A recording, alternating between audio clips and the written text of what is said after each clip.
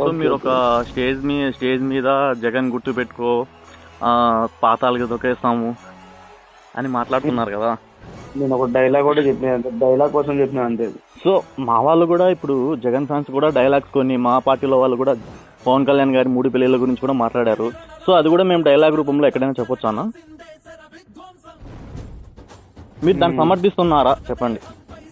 మీరు ఎప్పుడో పవన్ కళ్యాణ్ ఎలక్షన్ టైంలో ఒకనొక సందర్భంలో మాట్లాడిన డైలాగ్ తీసుకొని వచ్చి ఇప్పుడు చిరంజీవి గారి బర్త్డే ఫంక్షన్లో ఏదో మీకు ఒక అవకాశం వచ్చింది స్టేజ్ మీద మాట్లాడడానికి, మీరు దాన్ని సద్వినియోగించుకోవాలి. మీకు చిరంజీవి గారి మీద ప్రేమ ఉంటే, లేదంటే పవన్ కళ్యాణ్ మీద ప్రేమ ఉంటే భజన చేసుకోండి, తప్పులేదు. మీరు ఆ విధంగా